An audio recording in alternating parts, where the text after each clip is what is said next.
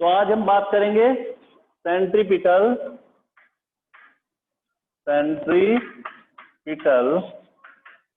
Acceleration.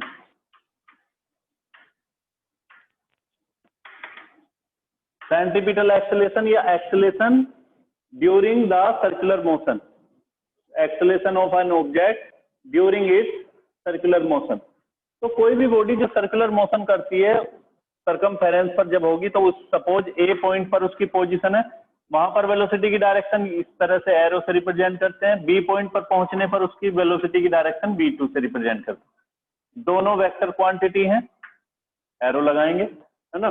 Small D theta है, तो हमें पता है अगर हमारा स्मॉल एंगल होगा, एक छोटा सा एंगल कंसीडर करें डी थीटा यहाँ पे, तो ये कोड होगी इसकी, है ना। कोड समझते हो, जो सीधी लाइन, ये ट्राइंगल और इसको मिलाने, ये पूरा सर्कल, और पूरे सर्कल के अंदर मान के चले मैं ये सर्कल बनाता हूं, और ये क्या होगी इसकी, ये वाली लाइन कोड, है ना। तो इसी तरह से ये छोटा एंगल बनाता है ट्राइंगल,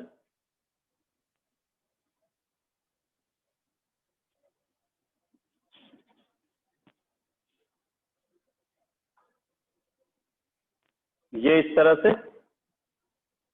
ये और ये कोड।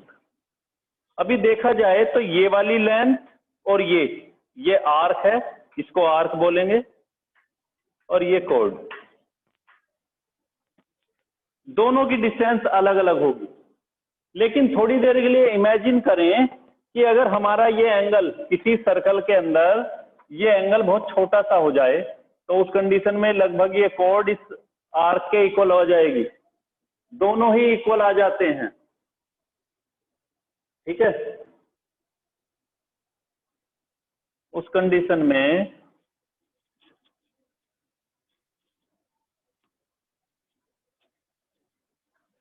ये दोनों इक्वल आएंगे। तो हम क्या करते हैं, ये सेंटर O, ये A, ये B, अब वेक्टर A, ये जो वेक्टर V1 है, इसी के मैग्नीट्यूड के इक्वल, सपोज यहाँ पे 5 मीटर पर सेकंड स्पीड है, यहाँ पे भी 5 मीटर पर सेकंड है, तो इतनी लेंथ की हम लाइन ड्रॉ करें, और यहाँ पर एक वेक्टर हमने क्या किया, यहाँ से ऐसे, दूसरे को ये इस तरह से, है ना, और ये इस तरह से, यहाँ पे इस तरह से हमने 2 लाइन ड्रॉ किया है। इससे देखो थोड़ा सा वहीं उसी के पास, ये हमारे पास एक सर्कल, उस सर्कल का ये सेंटर पॉइंट, ये यहाँ पे ऐसे, यहाँ पर ये वेलोसिटी की डायरेक्शन, यहाँ ये वाली डायरेक्शन, इसको बोला है v1, ये v2, और ये वाली डिस्टेंस हमने क्या बोल दिया, ab, और ये o, और इसको बोला d थीटा, और यहाँ से यहाँ तक ये बोला ds, ये ds। इसी तरह से अब v1 के पैरेलल एक लाइन लेंगे इस तरह से, दूसरा v2 के पैरेलल, और सेम मैग्नीट्यूड, मैग्नीट्यूड का मतलब इक्वल वैल्यू, इक्वल लेंथ की वैल्यू, इसको लाइन को ज्वाइन करें, ये इस तरह से, ठीक है।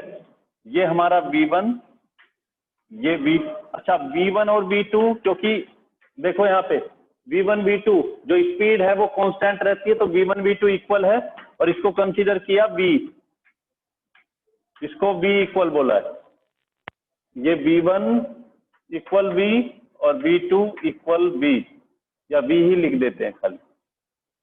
ये पॉइंट PO संभालिए, इसको बोल दें हम x, इस पॉइंट को x, इसको y, और ये थर्ड पॉइंट z। इस तरह से 3 पॉइंट हमने लिए हैं। अब देखो दोनों ट्राइंगल OAB, जितना एंगल यहाँ पे है, सपोज ये यहाँ से यहाँ तक रोटेट होता है, यहाँ से यहाँ तक रिवॉल्व करता है d थीटा, तो ये वाली लाइन भी यहाँ से यहाँ तक कितना एंगल रोटेट हो चुकी, कितना एंगल रोटेट किया, d थीटा। फिर से समझो, हमारी ये लाइन है, मेरे हाथ पे ध्यान दो, यहाँ से यहाँ जाती है, तो मेरा ये वाला हाथ यहाँ से कितना एंगल बनाता है, d थीटा। तो ये वाली लाइन भी कितना एंगल रोटेट हो चुकी है यहाँ से, d थीटा। भाई यहाँ से यहाँ आते आते d थीटा एंगल रोटेट हो गई, ठीक है, दोनों एंगल इक्वल है, साइड दोनों की इक्वल, तो क्या हो, दोनों के दोनों कैसे हैं, यहाँ पे सिमिलर ट्राइंगल है ना। तो from figure triangle O A B similar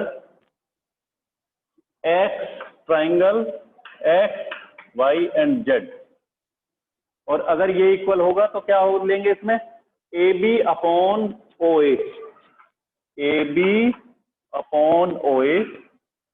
ये ट्रिग्नोमेट्री में पढ़ा होगा 10th क्लास में कि अगर दो ट्राइंगल सिमिलर होते हैं तो एक ट्राइंगल की दो साइड इक्वल होंगी उन दोनों ट्राइंगल की दो साइड के रेशो के। तो यहाँ इस ट्राइंगल की साइड क्या है, A B upon O A B upon O A इस ट्राइंगल में, इक्वल टू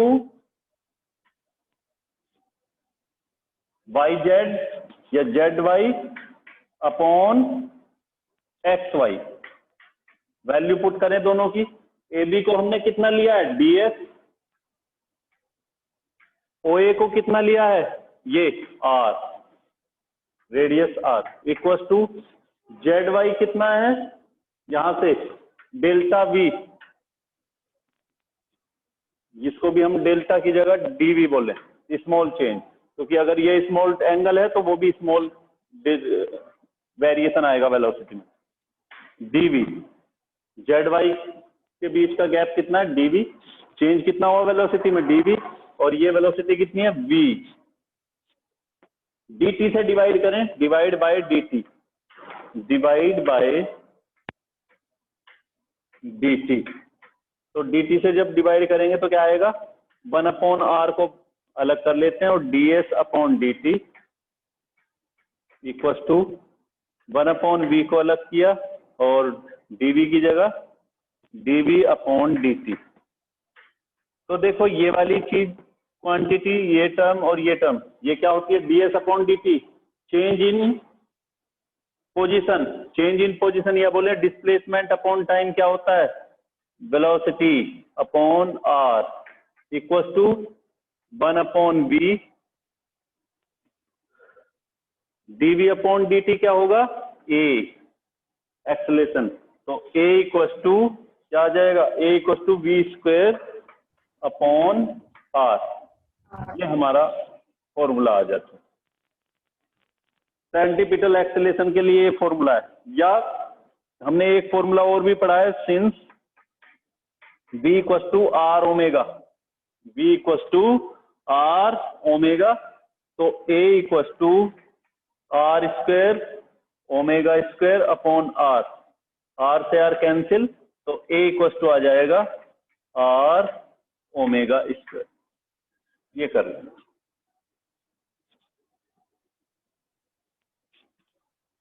ये चैप्टर आपका फिनिश।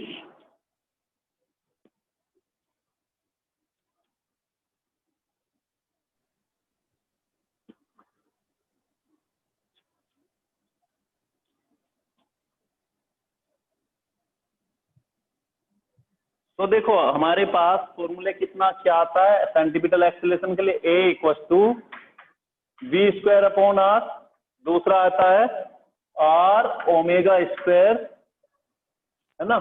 तो दो फॉर्मूले हमारे पास ये हैं, और हमने पढ़ा है omega equal to 2 pi upon N, N से मतलब फ्रीक्वेंसी, या 2 पाई अपॉन एफ, कुछ बच्चों ने फ्रीक्वेंसी एफ से रिप्रेजेंट करते हैं, या 2 पाई टी। इन दोनों फॉर्मूले की जगह भी यहाँ पे पुट कर सकते हो, तो a इक्वल टू हो जाएगा आर ओमेगा की जगह 2 पाई अपॉन एफ को लिखोगे तो क्या आ जाएगा, 4 pi square upon F square, और यहाँ पे R 4 pi square T square. ये भी दो फॉर्मूले हो सकते हैं। सर ये समझ में नहीं आया। फिर से देखो, कल कराया था एंगुलर वेलोसिटी, एंगुलर वेलोसिटी क्या होता है, 2 pi, sorry, angular velocity 2 pi upon T, और ये होगा 2 पाई एफ, है ना, क्योंकि टाइम पीरियड का उल्टा होता है, तो 2 पाई अपॉन यहाँ पे टी स्क्वायर आएगा और यहाँ पे 2 पाई एफ स्क्वायर, ये आ जाएगा। 4 pi square R F square. Sir ये 2 पाई एफ किसका है? बेटा 2 पाई एफ फ्रीक्वेंसी के लिए, ओमेगा के लिए, angular velocity equal to 2 pi upon T, velocity equal to, अरे सर ये तो स्पीड पता है, equal to, omega is speed equal to angular velocity upon time, ये वाला। और Yes, इनको sir. बस इन वैल्यू को इसमें पुट किया है, तो ये equal to R 4 pi square, देखो 2 की जगह 2 पाई का 4 pi square upon T square, 2 pi की जगह 4 pi square upon 4 pi square F square, इस तरह से। ठीक है, ऐसे।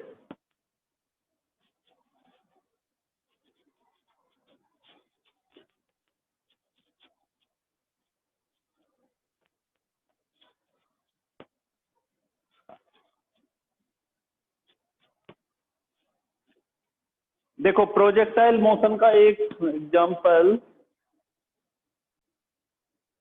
बच्चे ने कहा कि सर हमें डी अगर साथ में लगा हुआ है तो कैसे पता चलेगा कि चेंज माइनर है। देखो कोई भी चीज चेंज होने के लिए समय लेती है, 1 मिनट, 2 मिनट, 3 मिनट, लेकिन अगर मैं कहूं चेंज हुआ है 0.001 सेकंड में, मीन्स मैंने डेसिमल के बाद भी कई सारी जीरो लगाई हैं, मीन्स इतना कम टाइम कि जिसको काउंट कर पाना बहुत मुश्किल है, तो उसमें चेंज कैसा होगा? अरे मेरी बात समझ गए? अगर Yes, sir. टाइम बहुत माइनर होगा तो उसमें चेंज भी तो बहुत माइनर ही होगा। पर मैं बोलता हूं Yes, sir. कि बॉडी के ऊपर फोर्स लगाते हैं, एफ की वैल्यू 1 न्यूटन, और 2 मिनट के बाद, after 2 minute it reaches 5 Newton, 5 Newton पे पहुंच जाता है, बढ़ाते जा रहे हैं, गोज ऑन इंक्रीजिंग, है ना, लेकिन 5 न्यूटन पे पहुंच जाता है। और कितने टाइम के बाद? 5 मिनट के बाद, मान के चले 5 मिनट में, हर मिनट में 1 न्यूटन बढ़ रहा है।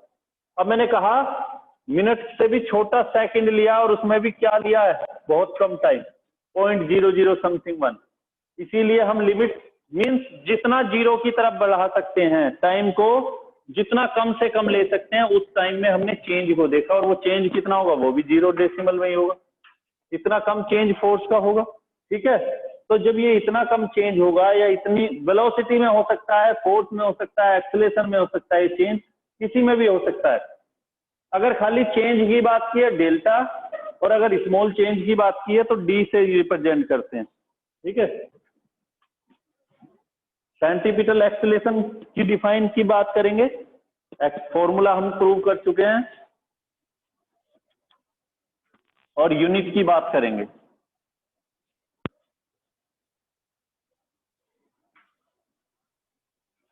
ये इस तरह से, यहाँ पे बॉडी है कोई भी, ये सेंटर ओ, और यहाँ से वेलोसिटी, उसके बाद ये वाली वेलोसिटी, लगातार वेलोसिटी में चेंज होते जाता है, और किस डायरेक्शन में? Along the tangential line. तो इस तरह से when an object goes on circular path, its speed remains constant but its direction continue changes, due to which an acceleration is produced whose direction is towards the center of the path। तो एक देखो, मैंने फिर से जो बोला उसे समझो कि कोई भी बॉडी सर्कुलर पाथ पे चलती है तो उसका जो स्पीड है वो कांस्टेंट रहती है, लेकिन उसकी स्पीड कांस्टेंट रहती है, लेकिन उसकी वेलोसिटी लगातार चेंज होते रहती है, और वेलोसिटी लगातार चेंज होगी, इसका मतलब क्या होगा? एक्सेलेरेशन प्रोड्यूस होगा, और एक्सेलेरेशन अगर प्रोड्यूस होगा तो क्या होगा? एक सेंटीपिटल फोर्स भी उसके ऊपर लगेगा, क्योंकि एक्सेलेरेशन जिस डायरेक्शन में, उस डायरेक्शन में फोर्स भी है, तो फोर्स भी लगता है, और इस एक्सेलेरेशन की डायरेक्शन किधर होती है? Towards the centre. तो फिर से समझ लो, डिफाइन क्या बोलोगे? When an object moves along a circular path, its speed remains constant but its direction continue changes, due to which velocity changes and an acceleration is produced whose direction is towards the center, and this acceleration is also called, क्या बोलेंगे इसको? Centripetal acceleration. अब next chapter की बात करेंगे, chapter number 5, और chapter का name है लॉज ऑफ मोशन।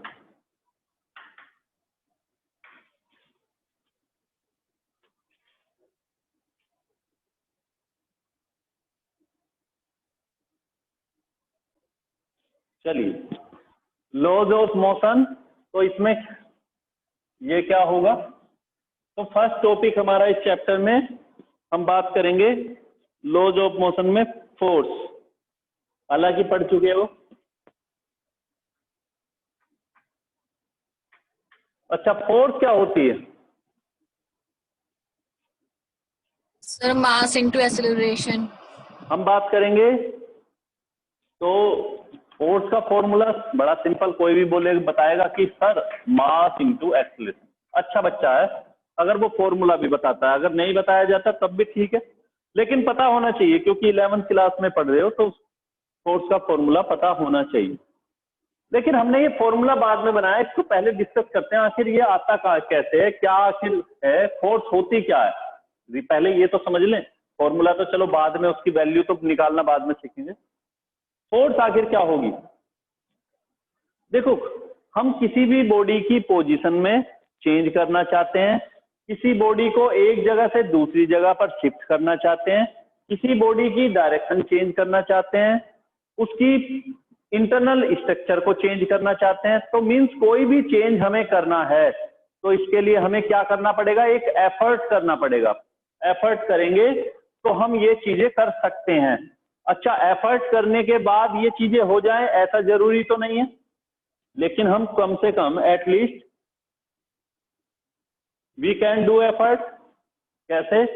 मान के चले मेरे पास ये एक बॉडी है और इस बॉडी को चलाने के लिए, मोशन में लेके आने के लिए कितने फोर्स की जरूरत पड़ती है? Suppose 5 Newton. और हमारा ये बॉडी किस पे रखा हुआ है? एक सरफेस के ऊपर। ये एक सरफेस है और इस बॉडी को, ये बॉडी है और इस बॉडी का ये बॉटम, और इस बॉडी को चलाने के लिए 5 न्यूटन फोर्स चाहिए, लेकिन मेरे पास जो फोर्स है वो 2 न्यूटन है। मैं केवल 2 न्यूटन तक इसके ऊपर लगा सकता हूं, तो क्या मैंने फोर्स नहीं लगाया? फिर से समझो, इस बॉडी को मोशन में लाने के लिए हमें 5 न्यूटन चाहिए। थोड़ी देर के लिए समझे कि न्यूटन फोर्स पता है तुम्हें, लेकिन मेरे पास 2 न्यूटन है, तो क्या ये बॉडी मोशन में नहीं आएगी? नहीं आएगी। तो आखिर फोर्स होगा क्या? फोर्स की यूनिट न्यूटन होती है, जो मैंने बोला अभी। तो फोर्स होता क्या है? एक एफर्ट है जो किसी बॉडी की पोजीशन में चेंज कर सकता है, और इस एफर्ट को मेजर करने के लिए हम क्या यूनिट बोलते हैं? न्यूटन। क्वांटिटी क्या है? फोर्स। तो क्या बोलेंगे? An effort which changes the position of an object और can effort to change the position of an object, जो किसी बॉडी की पोजीशन को रियल में चेंज कर सकता है या करने के लिए एफर्ट करता है। जैसे अभी मेरा मन करता है कि मैं इस दीवार को गिरा देता हूं यहां, है ना। अब मैंने पूरी कोशिश की अपनी तरफ से, पूरी तरह से इसके ऊपर हिट कर रहा हूं, पूरी अप्लाई कर रहा हूं अपनी जो ताकत है, मेरी एनर्जी है, लेकिन ये दीवार अपनी जगह पे ही फिक्स है। तो क्या मैंने फोर्स अप्लाई नहीं किया? क्योंकि मैंने एफर्ट किया है इसको चेंज करने के लिए, इसकी पोजीशन को चेंज करने के लिए। तो फोर्स क्या है? कि कौन सी क्वांटिटी बोलेंगे? कि एक एफर्ट है जो किसी पोजीशन की, किसी बॉडी की पोजीशन को चेंज कर सकता है या करने के लिए तैयार रहता है, दैट इज फोर्स। यूनिट क्या होगी? न्यूटन। और फॉर्मूला होता है F = ma। ये न्यूटन सेकंड लॉ से आता है। कैसे?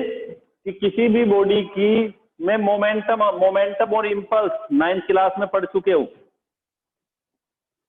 किसी भी बॉडी के ऊपर जब हम फोर्स अप्लाई करते हैं तो वो डायरेक्टली प्रोपोर्शनल किसके होता है बच्चों?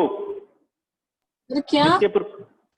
किसी बॉडी के ऊपर फोर्स अप्लाई करते हैं तो वो डायरेक्टली प्रोपोर्शनल किसके होता है? मास और एक्सेलरेशन। मोमेंटम, है ना। तो मीन्स ये, चलो ये बाद में बताऊंगा, अभी फिलहाल ये समझो, पहले आज पढ़ना सारी चीजें बड़े अच्छे से। F = ma, rate of change of linear momentum, है ना। तो इस तरह से वहां पे यह है, फिलहाल ये समझो कि F equal to M A वहां से आ जाएगा, तो F equal to M A, unit क्या होगी इसकी, न्यूटन। ये फॉर्मूले क्या, ये साइंटिस्ट नेम पर है, यूनिट के फॉर्मूले के अकॉर्डिंग क्या होगी unit, mass unit kilogram, acceleration की यूनिट मीटर पर सेकंड स्क्वायर, तो किलोग्राम मीटर पर सेकंड स्क्वायर इसकी यूनिट होती है। अब इसके इफेक्ट्स हैं, इफेक्ट क्या क्या होते हैं, तो फोर्स किसको बोलोगे, an effort which can change the position of object और in really changes the position of that object. Next topic, effects of force. Effects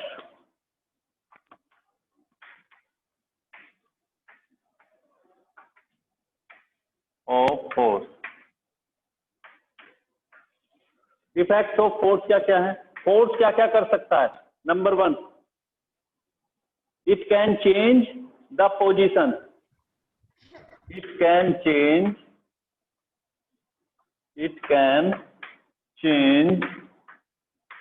the position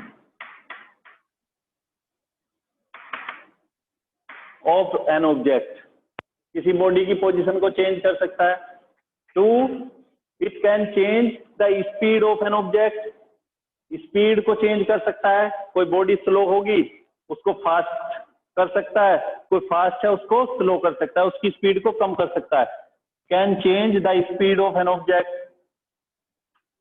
can change speed को कैन चेंज कर सकता है। 3rd, can change direction of an object. कैसे करते हो, car से अगर आप जाते हो ईस्ट डायरेक्शन में, स्टीयरिंग से आप क्या कर सकते हो, उसको वेस्ट में भी घुमा सकते हो या साउथ में या नॉर्थ में भी टर्न कर सकते हो, तो इसकी डायरेक्शन को भी चेंज कर सकता है। 4th, can change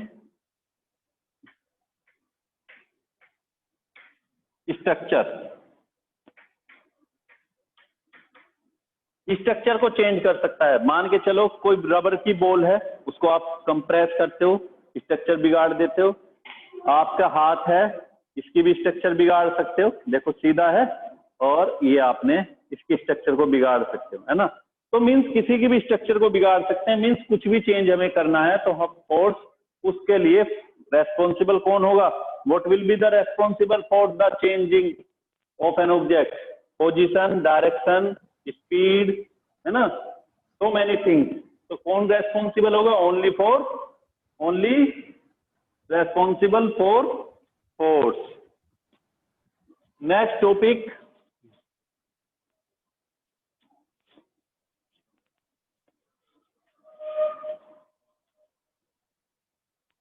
Aristotle fallacy. Aristotle fallacy आखिर है क्या,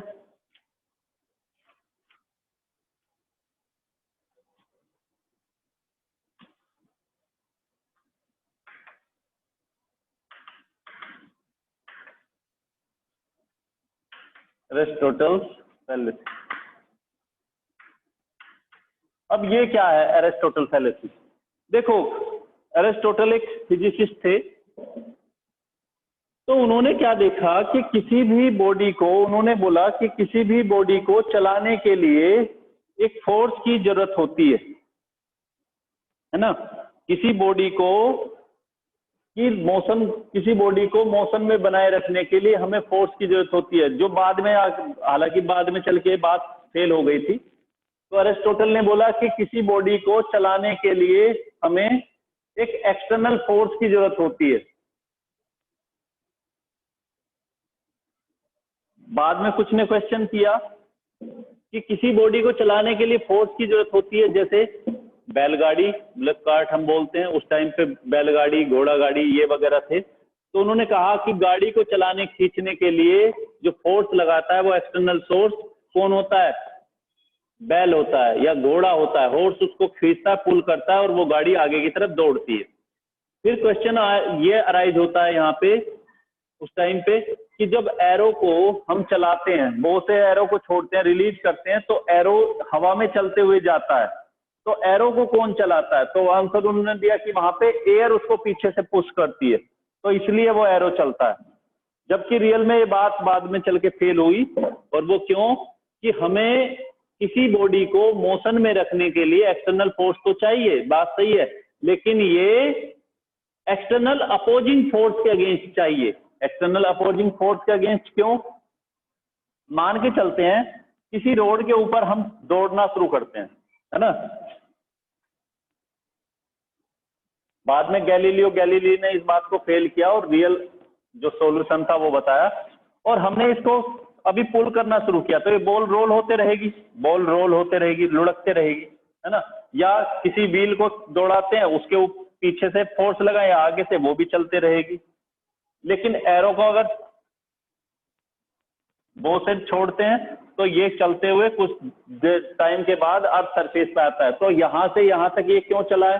जबकि उसने बोला कि एक एक्सटर्नल सोर्स चाहिए बॉडी को मोशन में बनाए रखने के लिए, लेकिन यहाँ पे तो कोई फोर्स नहीं है, फिर यहाँ ये क्यों चलता है? आंसर दिया कि एयर उसको पुल करती है, पुश करती है पीछे से। जबकि रियल में गैलीलियो ने क्या कहा कि जो हमें एक्सटर्नल फोर्स चाहिए बॉडी को मोशन में रखने के लिए, वो उसको मोशन में नहीं बल्कि किसके चाहिए? जो अपोजिंग फोर्स उसके ऊपर लगता है। और अपोजिंग कहाँ का क्या क्या लग सकता है किसी बॉडी के ऊपर? एयर फ्रिक्शन लग सकता है, सरफेस का फ्रिक्शन लग सकता है ना। तो हमें जो फोर्स की नीड पड़ती है, force is need for against the